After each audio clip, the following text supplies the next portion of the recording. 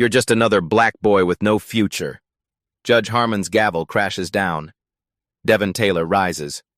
The courtroom falls silent. 17, shoulders squared despite the weight of every stare. The judge leans forward. I know your kind. Just another statistic. His finger jabs the air between them. No discipline, no father figure. The judge's lips curl. Where is your father, anyway? Devin maintains perfect eye contact. May I call him, Your Honor? Judge Harmon smirks. By all means. If he even answers. Devin pulls out his phone, dials. The courtroom watches. Dad, Judge Harmon says you failed to raise me right. He's wondering where you are. Devin's voice remains steady. Could you come to courtroom 4B now? Who exactly waits on the other end of that line? Earlier that day. Devin Taylor enters the courthouse with his science project, a sophisticated air quality monitoring system. The metal detector beeps. Officer Briggs steps forward, eyes narrowing. What's that contraption? He grabs the device without waiting for an answer. An air quality monitor, sir, for my presentation to the Environmental Committee today. Briggs turns the device over roughly. Looks suspicious to me. Devin keeps his voice level. I have documentation. He reaches toward his backpack. Hands where I can see them, Briggs shouts, drawing attention from everyone in the lobby. Devin freezes. His heart pounds as Briggs calls for backup. Got a suspicious device. Uncooperative subject. 2 more guards appear. Devin notices Judge Harmon watching from nearby, arms crossed, making no move to intervene. I'm just here for my scheduled presentation, Devin explains again. Judge Harmon approaches. His gaze shifts between Devin and the device. Why aren't you in school, boy? I have an excused absence, sir. I'm presenting to the Environmental Committee. Environmental Committee? In my courthouse? The judge's tone drips with disbelief. Yes, sir. Yes. Room 302 at 11 a.m. Dr. Williams is expecting me. The judge checks his watch. We'll see about that. Bring him to my courtroom first. The guards escort Devin away. His carefully constructed project now sits partially disassembled in Officer Briggs's hands. As they walk, Devin notices other visitors with briefcases and electronics passing through security without question. A white student with a science fair display board walks right through. Devin texts his father. Delayed at security, might miss presentation time. His father replies instantly. What's happening? Devin starts typing, then stops. His father has enough pressure already.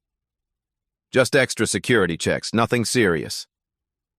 Judge Harmon walks ahead, his robes flowing behind him.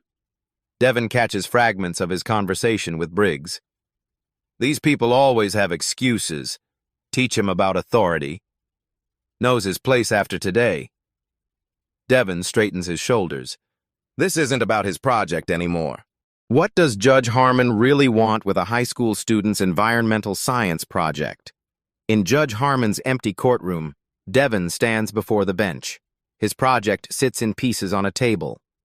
Explain again what this device does. Judge Harmon doesn't look up from his phone. It's an air quality monitor that measures particulate matter in low-income neighborhoods, Your Honor. Devin keeps his voice steady. I've been collecting data showing correlation between poor air quality and respiratory illness rates. Judge Harmon tosses Devin's papers aside without reading them. And why bring this to my courthouse? The Environmental Committee meets here monthly. I was invited to present my findings. Dr. Williams confirms there's a meeting. Judge Harmon scrolls through his messages. Says nothing about student presentations. Devin's stomach tightens. The confirmation was sent last week to all committee members. Are you telling me how to do my job? The judge's voice hardens. No, sir, just providing information. Judge Harmon stands. He circles the bench, looming over Devin. Listen carefully. I've been on this bench for 20 years. I've seen every excuse, every story, every scheme. I understand, but no interruptions. His hand slams the table. Pieces of Devon's project scatter. A sensor crashes to the floor. This equipment could interfere with courthouse systems. Devon watches months of work break apart. Sir, that's months of research. Research? Judge Harmon laughs. Is that what they call it now? Where did you get these parts? Who really built this? I designed and built it myself. The parts were purchased with grant money from the State Science Foundation. Judge Harmon's jaw tightens. A likely story. Let me be clear. This courthouse isn't your science fair. He picks up a circuit board, examining it with exaggerated suspicion. We'll hold this device for security inspection. You can wait in the hallway until the committee meeting. And my presentation? If they confirm your story, you'll get your property back. Judge Harmon's smile doesn't reach his eyes. Maybe. Eventually. Devon stares at his broken project. Data collected from his own neighborhood. Evidence of environmental injustice. Now treated like contraband. May I have a receipt for my property, Your Honor? The judge's smile falters. Getting legal advice from somewhere, are we? Will Devon's months of work be destroyed before he can even present it? Devon waits in the hallway, watching the minutes tick by. His presentation time approaches, but security won't let him near room 302 without Judge Harmon's approval. Dr. Williams, a gray-haired environmental scientist with wire-rimmed glasses, spots Devon. There you are. Why aren't you setting up? We start in 15 minutes. Judge Harmon confiscated my project, says it's suspicious. Dr. Williams's eyebrows shoot up. That's absurd. You're our keynote student presenter. They return to Judge Harmon's courtroom together. The judge is on a call, holding up one finger to make them wait. Devon notices how the judge's posture changes when he sees Dr. Williams. Straighter, more formal. Judge Harmon, Dr. Williams begins when the call ends. There's been a misunderstanding. Devon Taylor is our invited presenter today. The judge barely glances at him. This young man brought unauthorized electronic equipment into a federal building. That requires proper investigation. It's a science project that I personally vetted. Did you run background checks on him and his family? Judge Harmon asks sharply. Do you know where he's from? Devon feels heat rising in his face. Dr. Williams shifts uncomfortably. He's one of our brightest students. That doesn't answer my question. Judge Harmon turns to Devon. Where exactly are you from, Mr. Taylor? I was born in Chicago, sir. We moved here 3 years ago. And before Chicago? Devon blinks, confused. My family has been in Chicago for generations. Judge Harmon makes a dismissive noise. Your project will remain confiscated until proper authorities can inspect it. However, he nods to Dr. Williams, you can take responsibility for him attending the meeting, without his device. Dr. Williams protests, but his entire presentation requires his project. Then he shouldn't have brought suspicious equipment into my courthouse. The judge's voice rises. Perhaps you'd like to explain to the committee why you're unprepared. Consider it a lesson in planning ahead. Devon's hands clench at his sides. May I at least have my presentation slides? They're on the same laptop we're holding for inspection. Dr. Williams checks his watch. We need to go. The committee has a tight schedule. Judge Harmon smiles thinly. Run along, then. And Mr. Taylor, next time know your place before you walk into my courthouse. Devon follows Dr. Williams to the meeting room. His heart pounds as they enter. 12 committee members sit around a conference table. Several observers line the walls. I apologize for the delay, Dr. Williams announces. We've had an unexpected situation. Devon steps forward. Every eye in the room turns to him. The weight of their expectations crushes down. I apologize, Devon begins, voice steady despite the humiliation burning in his chest. Judge Harmon has confiscated my project and presentation materials. I'll do my best to explain my findings from memory. Whispers spread through the room. Devon sees pity on some faces. On others, quiet judgment. A woman in the back row shakes her head and writes something in her notebook. How will Devon salvage his presentation without any of his materials? Devon stands before the environmental committee, empty-handed. He takes a deep breath and begins speaking from memory. My project measures particulate matter concentrations in low-income neighborhoods versus affluent areas. His voice grows stronger with each word. Over 6 months, I documented levels 3 times higher in minority communities. Despite the absence of visual aids, committee members lean forward. Devon sketches air particle distribution patterns on a borrowed notepad, explaining collection methodology and statistical controls. I identified correlation between pollution spikes and respiratory emergency room visits. He draws another diagram. The data shows environmental protection laws are enforced differently based on neighborhood demographics.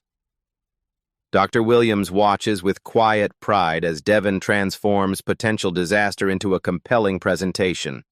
When Devon finishes, the committee applauds. Remarkable work, says committee chair Dr. Lawson. Especially under these circumstances.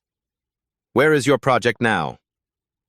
Judge Harmon is holding it for security reasons, Devon answers carefully. Dr. Lawson frowns. That's unusual. We'll look into it. Meanwhile, your findings deserve wider attention. Would you consider presenting at the state conference next month? Devon nods, gratitude washing over him. I'd be honored. As the meeting adjourns, Devon excuses himself to the restroom. In a private stall, he leans against the wall. The adrenaline crash hits him hard. His hands shake slightly as he pulls out his phone. He dials his father but gets voicemail. Dad, something happened at the courthouse. Judge Harmon confiscated my project and... He pauses, not wanting to sound like he's complaining. I managed okay, but I could use some advice. Call when you can. Dr. Williams waits outside. You did incredibly well, Devon. I've never seen such poise under pressure. Thank you. Do you think I can get my project back today? Let's find out. They return to Judge Harmon's courtroom. The judge is hearing a minor case. He spots Devon and Dr. Williams but makes them wait. Devon watches the proceedings, noting patterns. The well-dressed white defendant receives patient questioning. The young Hispanic woman who follows gets rapid-fire interruptions. After an hour, the courtroom clears. Judge Harmon finally acknowledges them. Still here, Mr. Taylor? Yes, sir. I've completed my presentation and would like to collect my project. That won't be possible today. Our security team needs to complete their inspection. Dr. Williams interjects. Judge Harmon, Devon needs his equipment. It contains months of irreplaceable data. Should have thought of that before bringing unauthorized devices into a federal building. Devon meets Judge Harmon's gaze. When can I expect it back, sir? When we're satisfied it's safe. Could be days, could be weeks. Devon makes a silent vow, his expression betraying nothing. He thanks the judge politely, turns and walks out with perfect composure. Once outside, he makes another call, this time to a different number. Uncle James, I need some legal advice about property confiscation in a federal building. His uncle's voice comes through clearly. Tell me everything. Who is Uncle James, and what legal strategy might he suggest? The next morning, Devon arrives at school, his mind still on his confiscated project. His physics teacher, Ms. Reynolds, pulls him aside after class. Devon, what happened yesterday? Dr. Williams called me. Devon explains the situation carefully, sticking to facts without emotion. Ms. Reynolds' expression darkens. Judge Harmon had no right to keep your property without cause. Have you told your father? Left him messages. He's at a conference in D.C. Well, don't give up. The Science Fair Committee still wants your entry next week. Devon nods. I'll need to rebuild everything from scratch. During lunch, Devon's phone buzzes with a text from an unknown number. Your project marked for disposal tomorrow morning. Security protocol. Sorry, friend at courthouse. Friend at. Devon's heart races. Months of irreplaceable air quality data, gone. He tries calling his father again. Voicemail. After school, Devon returns to the courthouse. The security guard, different from yesterday, stops him. I need to speak with Judge Harmon, Devon says firmly. Judge left for the day. Come back tomorrow. This can't wait.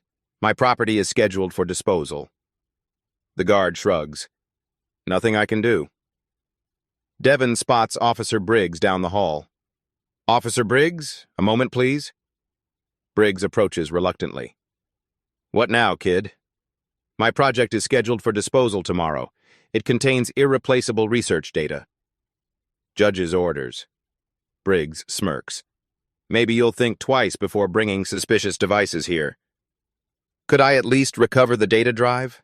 It's the small blue component. No unauthorized access to secured items. Briggs turns away. Learn your lesson and move on. Devon walks outside, fighting frustration. He calls his uncle again. They're destroying my project tomorrow. I can't reach Dad. Document everything, his uncle advises. Names, times, what was said. I'm making calls. That evening, Devon works furiously in his garage, attempting to recreate his project from memory and spare parts. His mother watches from the doorway. Devon, sometimes fighting isn't worth it. This is, Mom. Devon doesn't look up from his work. This isn't just about my project anymore. What is it about then? Devon connects two wires carefully. When Judge Harmon confiscated my project, he didn't just take a device. He tried to silence data showing his courthouse sits in a neighborhood with the worst air quality violations. His mother's eyes widen. You think this is deliberate? I don't know, but I'm going to find out. What calls is Uncle James making, and will they come in time? Early morning. Devon arrives at the courthouse before it opens, carrying documentation proving his ownership of the project and its scientific purpose. He waits on the steps, reviewing the paperwork his uncle helped him prepare overnight. Judge Harmon arrives, surprise flashing across his face when he spots Devon. Mr. Taylor, persistent, aren't you? Yes, sir. I have documentation proving my project's legitimacy and requesting its immediate return. Judge Harmon barely glances at the papers. File it with the clerk. I have a busy docket today. Sir, security plans to dispose of my property this morning. Not my department. Judge Harmon attempts to walk past. Devon steps sideways, remaining respectful but insistent. Your Honor, I've documented everything that's happened. If my property is destroyed without due process, I'll be forced to escalate this matter. Judge Harmon's eyes narrow. Are you threatening me, young man? No, sir. I'm exercising my rights as a citizen. The judge steps closer. Let me be clear. You have no power here. I decide what happens in my courthouse. The courthouse belongs to the people, Your Honor. Judge Harmon's face flushes. You need a lesson in respect. Officer Briggs? Briggs approaches from security. Yes, Your Honor? Mr. Taylor here is causing a disturbance. Please escort him out.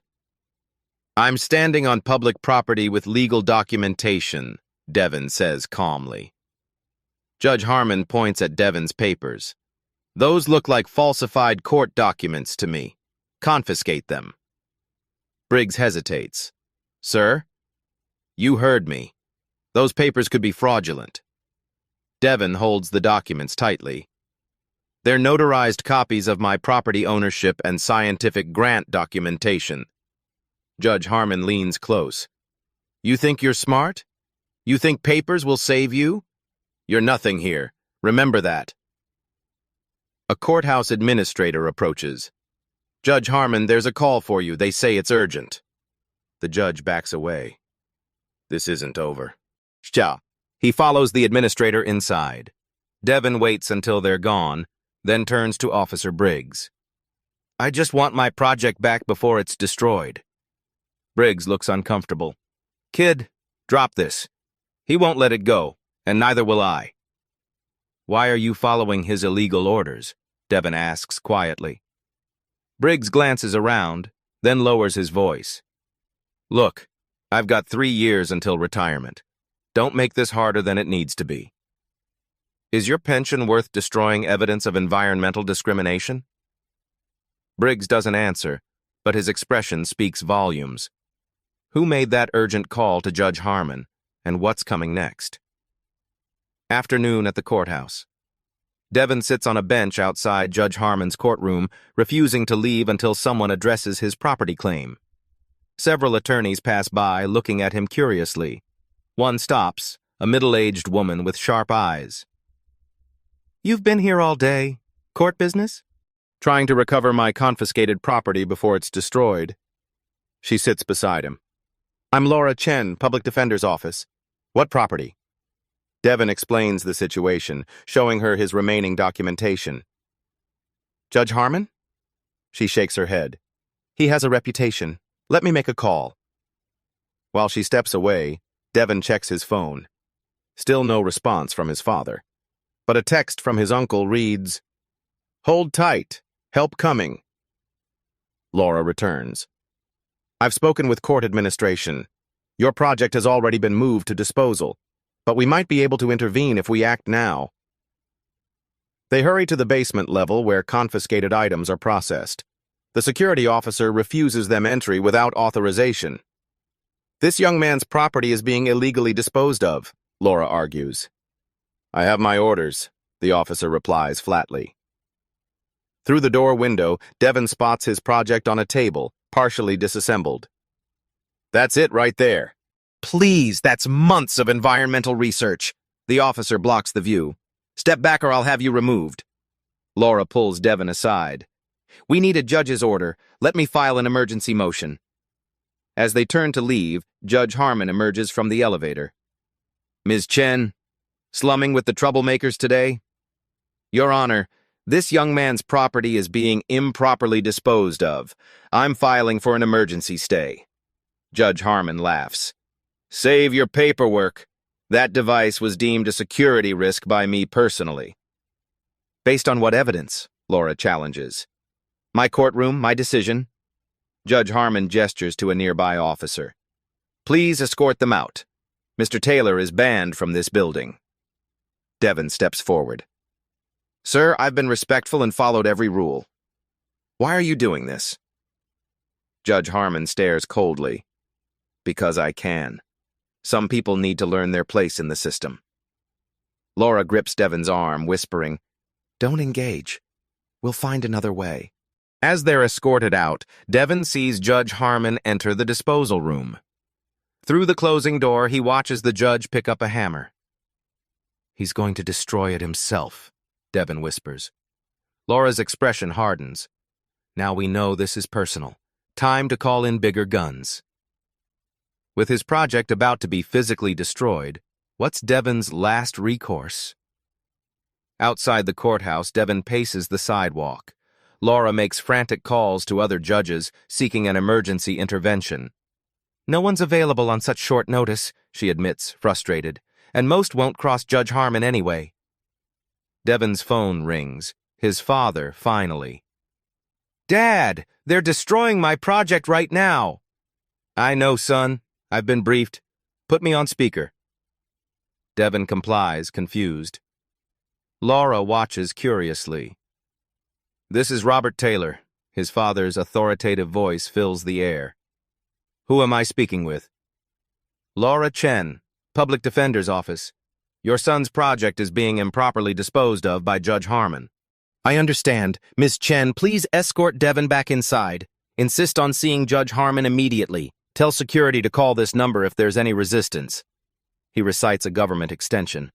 Laura looks skeptical but nods. We'll try, Mr. Taylor. They re-enter the courthouse. At security, they're immediately stopped. Devon Taylor is banned from the premises, the guard states flatly. Laura stands firm. We need to see Judge Harmon now. If you refuse, please call this number. She shows the guard the number on her phone. The guard hesitates, then makes the call. His expression changes dramatically. Yes, sir. Right away, sir. He hangs up, suddenly deferential. You can proceed to Judge Harmon's chambers. As they walk through the courthouse, Devon whispers, "What just happened?" Laura shakes her head, equally confused. "Who exactly is your father?" "He works for the Justice Department, that's all I know." They reach Judge Harmon's chambers. His clerk tries to turn them away, but Laura mentions the phone number again. The clerk disappears inside, returning moments later. "The judge will see you now." They enter to find Judge Harmon standing behind his desk, Devon's partially damaged project in front of him. A hammer sits nearby. "This is harassment," the judge begins. "I've made my decision about this device." Laura steps forward. "Your Honor, we have instructions to call this number if you refuse to return Mr. Taylor's property." She displays the phone again. Judge Harmon scoffs. "Some bureaucratic underling doesn't concern me." "Then perhaps you should make the call yourself," Devon suggests quietly. Something in Devon's calm confidence makes Judge Harmon pause. He takes the phone reluctantly and dials. "This is Judge William Harmon. Who am I speaking with?" His expression shifts from annoyance to shock. "Yes, I understand, but the device was—" "Yes, sir." The color drains from Judge Harmon's face. He hands the phone back to Laura, his hand visibly shaking. "Your property will be returned immediately, Mr. Taylor," he says stiffly. "In its original condition, with all data intact," Devon specifies. Judge Harmon nods, unable to meet Devon's eyes. As they leave with the project, Devon's phone rings again. He answers on speaker. "Is it resolved, son?" his father asks. "Yes, Dad. Thank you." "Good. Now, would you put Judge Harmon on the line? I'm coming to town tomorrow and would like to meet with him personally." Laura stares at Devon in dawning realization. "Your father is—" Devon nods slightly as Judge Harmon approaches, looking ashen. "Judge Harmon, my father would like to speak with you." Devon hands over the phone. The judge takes it, his arrogance entirely evaporated. "This is Judge Harmon." From the phone comes a clear, authoritative voice. "Judge Harmon, this is United States Attorney General Robert Taylor. I'll be in your courthouse tomorrow at 9 a.m. to discuss your treatment of my son and the apparent pattern of judicial misconduct in your courtroom. Please clear your docket." Judge Harmon nearly drops the phone. "Yes, Mr. Attorney General, I'll make the arrangements." He returns the phone to Devon, then retreats to his chambers without another word. In the hallway, Laura lets out a low whistle. "Your father is the Attorney General of the United States?" Devon nods. "He was appointed last year. We keep it quiet at school." No wonder Judge Harmon looked like he'd seen a ghost. Laura examines the project. "Is this really about air quality monitoring?" "Yes. 6 months of data showing environmental protection laws aren't enforced equally across neighborhoods." Devon runs his fingers over the damaged components. The high pollution areas correspond exactly with Judge Harmon's harshest sentencing patterns. Laura's eyes widen. "You found evidence of environmental racism without even realizing its connection to judicial bias." "I just wanted to help my neighborhood breathe cleaner air." Devon carefully packs up his project. "I never expected to expose a corrupt judge." How will Judge Harmon face the U.S. Attorney General tomorrow? Dawn breaks over the city. News vans already surround the courthouse. Word has leaked that the U.S. Attorney General is making an unscheduled visit. Inside his chambers, Judge Harmon paces nervously, phone pressed to his ear. "Senator, you promised protection. Yes, I've always ruled in favor of your interests, but I understand politics, but this is my career." He slams the phone down. His clerk enters, pale-faced. "Sir, there are FBI agents in the lobby." "FBI? Taylor's not wasting time." Judge Harmon straightens his robes, attempting dignity. Meanwhile, Devon and his father arrive at a private courthouse entrance. Robert Taylor is tall, distinguished, with the same calm demeanor as his son. FBI agents flank them. "You okay?" Robert asks quietly. "Better now," Devon replies. "I didn't mean for all this. You stood your ground respectfully. I'm proud of you." Robert squeezes his shoulder. "But this isn't just about your project anymore." They enter a conference room where Laura Chen waits with several Justice Department officials. Maps of the city cover one wall, with certain neighborhoods highlighted. "Ms. Chen has been invaluable," an aide tells Robert. "She's compiled substantial evidence of Judge Harmon's pattern of discriminatory rulings." Laura nods. "It correlates directly with Devon's air quality research. The neighborhoods with poorest environmental protections match exactly with where Judge Harmon's rulings have been most severe against minorities." Robert studies the maps. "And these correlate with Senator Whitfield's development investments?" "Perfectly," another aide confirms. "The senator's shell companies have been buying property in these areas for years, after environmental regulations were selectively unenforced." Devon examines his project. "That explains why Judge Harmon was so determined to destroy my research. It proves the connection." Robert turns to his son. "You stumbled onto something bigger than either of us realized. Your environmental justice project exposed actual injustice." A knock at the door. Judge Harmon enters, flanked by his own attorney. The temperature in the room seems to drop. "Attorney General Taylor," Judge Harmon begins stiffly, "this theatrical display is hardly necessary for what amounts to a misunderstanding about a school project." Robert doesn't offer his hand. "This meeting isn't about my son's project, though that incident provided the thread that unraveled a disturbing pattern. Please sit." For the next hour, Justice Department officials present evidence of Judge Harmon's judicial misconduct. Discriminatory sentencing patterns, selective enforcement of environmental regulations, suspicious connections to Senator Whitfield's business interests. Charts display the data clearly. In neighborhoods with high minority populations, the same ones Devon's project showed had poor air quality, defendants received sentences averaging 40% longer than identical cases from other neighborhoods.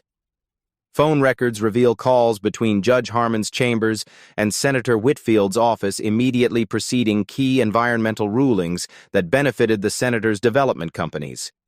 Judge Harmon's attorney interjects repeatedly, but each objection is met with more damning evidence. "This is a political witch hunt," Judge Harmon finally explodes. "I've served on this bench for 20 years. "Yes," Robert replies evenly. "And we've reviewed 20 years of your rulings. Care to explain why defendants from certain neighborhoods receive sentences averaging 40% longer than identical cases from other neighborhoods?" Judge Harmon looks to his attorney, who appears increasingly uncomfortable. "Or perhaps," Robert continues, "you can explain these phone calls between your chambers and Senator Whitfield's office immediately preceding key environmental rulings." The judge's face goes pale. "I want immunity." His attorney stands abruptly. "My client is not making statements at this time." Robert nods to an aide who slides a document across the table. "Judge Harmon, this is a formal notice of investigation by the Justice Department. You are being placed on administrative leave pending its completion." "You can't do this," Judge Harmon whispers. "I'm not doing this. Your actions are." Robert stands. "The Judicial Ethics Committee is convening an emergency session this afternoon. I suggest you prepare." As Judge Harmon and his attorney leave, Robert turns to Devon. "Your project revealed something we've suspected but couldn't prove. Environmental injustice and judicial misconduct often go hand in hand." Devon looks at his damaged project. "I just wanted to help my neighborhood breathe cleaner air." "And you will," Robert assures him. "Your data is now part of a federal environmental justice investigation." Laura approaches. "Devon, the Environmental Committee called. They want your full presentation tomorrow with Justice Department protection this time." By evening, News of Judge Harmon's suspension spreads. Devin watches the coverage with his parents at home. Sources confirm the investigation began after Judge Harmon attempted to confiscate and destroy scientific evidence collected by a high school student, a reporter announces. The evidence allegedly showed environmental protection laws being selectively enforced in minority neighborhoods. Devin's mother turns to her husband, who, "How big is this going to get?" "Very," Robert replies. "Senator Whitfield's development companies have been exploiting these neighborhoods for years, buying property cheap after environmental violations made them undesirable, then flipping them after selective cleanup." "But why target Devin's project?" his mother asks. "Because data doesn't lie," Devin answers. "My air quality measurements created a map that matched perfectly with Judge Harmon's discriminatory sentencing patterns. It connected environmental racism with judicial misconduct." Robert's phone rings. He answers, listens, then sighs. "Senator Whitfield is calling for an investigation into the investigation, claims it's politically motivated." "Is it?" Devin asks. "Justice isn't political, son." Robert's expression hardens, but those who obstruct it often hide behind politics. The next morning, Devin presents his findings to the Environmental Committee, this time with his project intact and working. FBI agents stand discreetly around the room. "These air quality readings were taken over 6 months in different neighborhoods," Devin explains, displaying his data. "The pattern is clear. Environmental violations are reported equally across the city, but enforcement actions are concentrated in affluent areas." Committee members examine his findings with new understanding of their significance. "This data will be essential to our federal investigation," Dr. Lawson announces.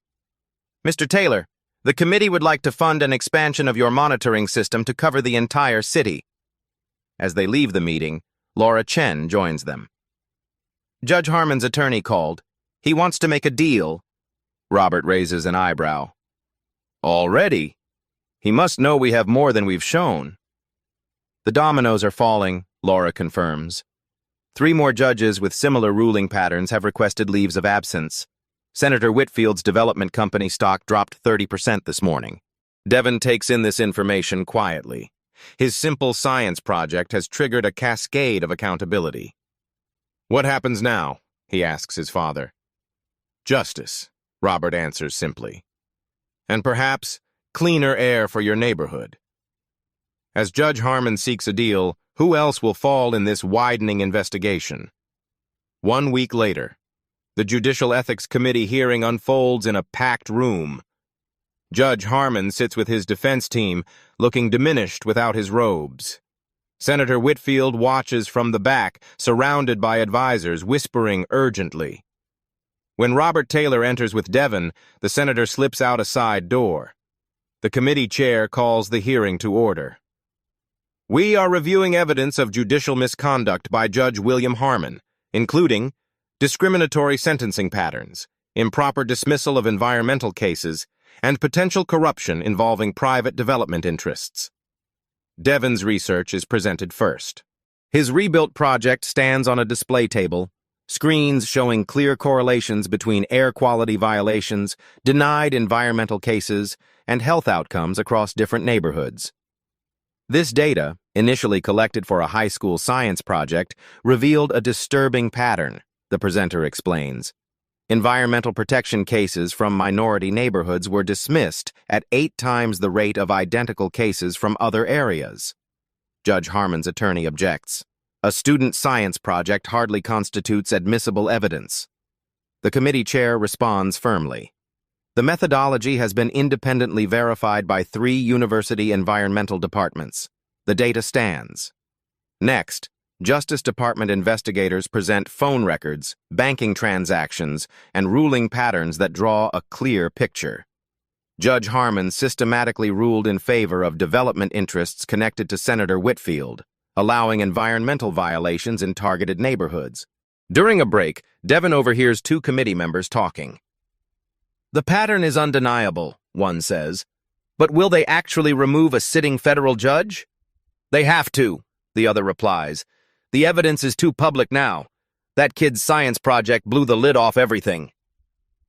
When the hearing resumes, Judge Harmon takes the stand. His arrogance has vanished, replaced by a desperate pragmatism. I acknowledge some of my rulings may show statistical disparities, he admits carefully. But there was never intent to discriminate. The questioning is relentless. Justice Department lawyers present case after case where identical circumstances led to wildly different outcomes based solely on neighborhood and racial demographics. And your frequent communication with Senator Whitfield's office before environmental rulings? A committee member asks. Judge Harmon hesitates too long. The senator is an old friend. We discussed various matters, including which environmental cases to dismiss to facilitate his development projects. The judge's attorney interrupts. My client wishes to amend his testimony. A murmur runs through the room. Everyone recognizes what's coming. Judge Harmon leans forward. I am willing to provide complete information about Senator Whitfield's involvement in exchange for consideration in my case. The committee chair glances at Robert Taylor, who nods slightly. This hearing will recess while Judge Harmon provides his statement to Justice Department officials. As people file out, Devin approaches his father. He's turning on the senator? When powerful people fall, they rarely fall alone, Robert replies. Harmon knows his career is over. Now he's negotiating the terms of surrender. Outside the hearing room, reporters swarm. Devin stays back as his father addresses the press. Today marks an important step toward environmental justice in our communities. When we allow environmental protections to be selectively enforced, we are deciding whose children deserve clean air and whose do not. That is unacceptable in America. Devin notices Judge Harmon being escorted to a private room, shoulders slumped, the weight of his actions finally visible on his face. Their eyes meet briefly. The judge looks away first. Later that evening, news breaks. Senator Whitfield has resigned, citing health concerns. 3 development companies announce emergency board meetings. The EPA launches investigations in 12 cities with similar patterns. At home, Devin watches the coverage with mixed emotions. You never intended any of this, his mother says. No, Devin admits, but I'm not sorry it happened. His father joins them, loosening his tie. Judge Harmon provided names, dates, amounts. The corruption network was larger than we imagined. Will it make a difference? Devin asks. For the neighborhoods like ours?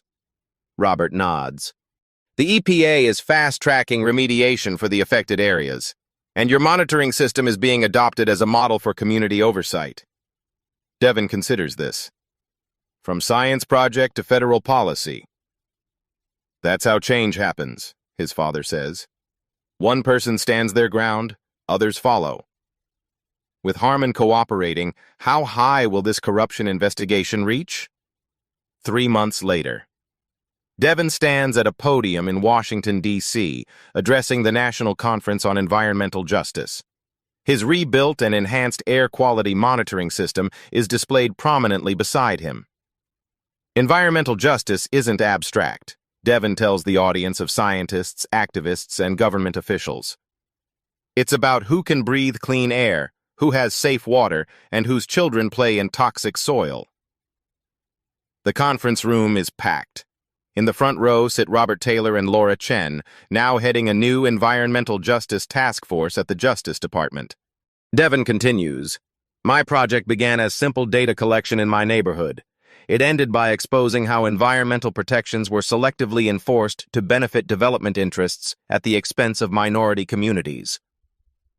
Screens behind him show before and after maps of his city. 3 months ago, these red zones had particulate matter levels exceeding federal standards by 300%. Today, with proper enforcement, those levels have dropped by 70%. After his presentation, Devin joins a panel discussion with environmental scientists and legal experts. The Taylor case, as we now call it, has transformed our approach, says EPA Director Harrison. We've launched similar monitoring programs in 30 cities nationwide. The data is revealing similar patterns of selective enforcement. A Justice Department representative adds, "Following Senator Whitfield's indictment, we've opened investigations into similar arrangements in 12 other states. Judge Harmon's testimony has been invaluable." Devin listens, still processing how his science project catalyzed such sweeping changes. During questions, someone asks about the judicial system reforms. The Administrative Office of U.S. Courts has implemented new transparency requirements, explains Judicial Ethics Committee Chair Lopez. All environmental rulings must now include detailed reasoning and are subject to statistical review for potential bias patterns. After the conference, Devin and his father walk through the National Mall. Senator Whitfield's development company is paying for environmental remediation in all affected neighborhoods, Robert tells him. The settlement includes funding for community health clinics specializing in respiratory conditions. Devin watches children playing nearby. Will it last, though, these changes? That depends on people like you, Robert says. Systems only change when someone challenges them. Devin's phone buzzes with a notification. The state university has offered him a full scholarship to study environmental science and law. They want me to expand my monitoring system statewide, Devin says, amazed. Robert smiles proudly. From science project to state policy, not bad for a high school senior. I just wanted to help my neighborhood, Devin says. I never expected all this. That's how change usually happens, Robert replies. Someone refuses to accept injustice, even when they're told to know their place. As they continue walking, Devin notices a news alert on his phone. 3 more judges in different states have been placed on administrative leave pending investigations. It's spreading, Devin observes. Robert nods. What you uncovered wasn't isolated, it was systemic. Sometimes all it takes is one crack in the foundation to reveal structural problems. And one person standing their ground, Devin adds. Exactly. Robert points to the Justice Department building in the distance.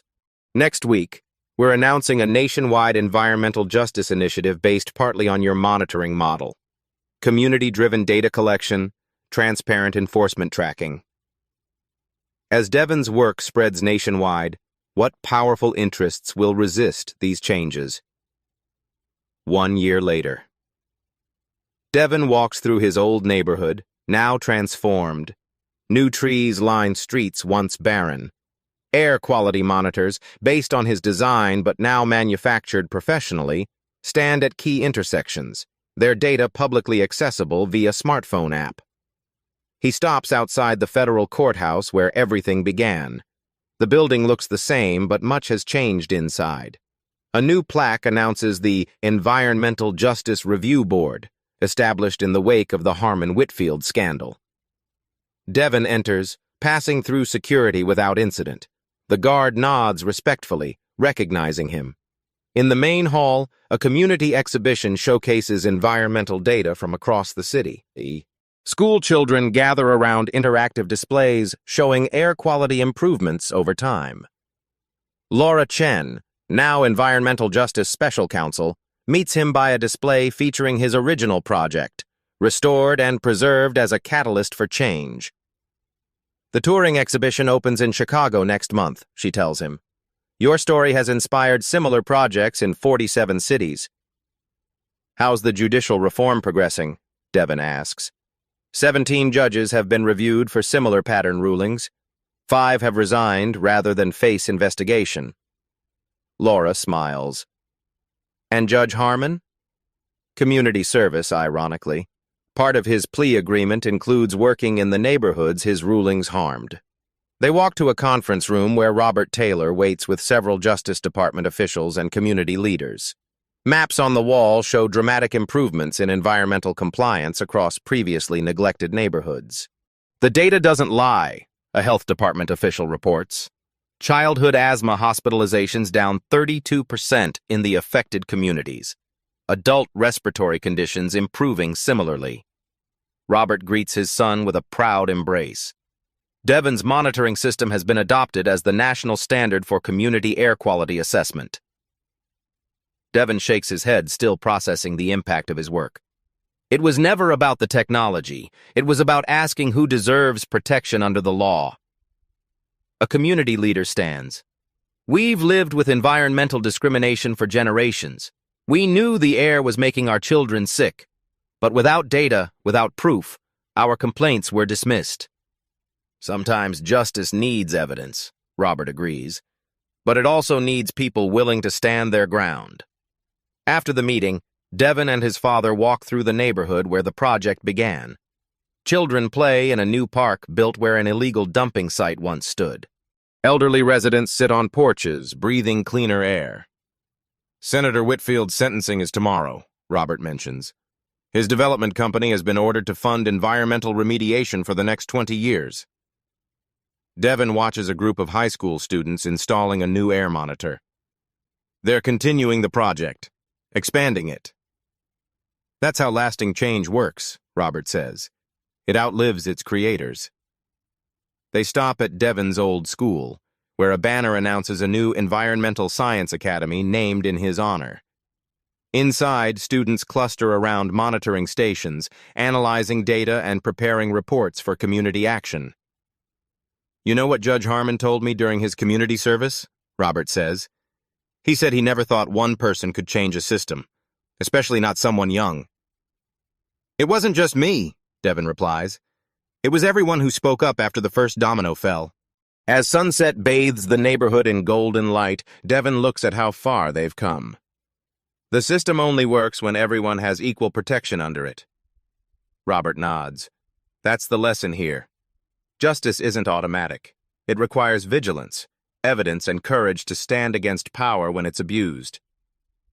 Devin smiles at the simple truth that has transformed his life and community. Your place is wherever you choose to make a stand. If you found strength in Devin's story, hit that like button to help others discover it too. These stories of justice need to be told. Subscribe to Beat Stories for more powerful narratives of everyday people standing up to systemic injustice. Share this video with someone who needs to be reminded that their voice matters. One person can make a difference. You've seen the story. Now what will you do with it? At Beat Stories, we believe reflection is good, but action is better. Subscribe, share, speak, because awareness is only the first step.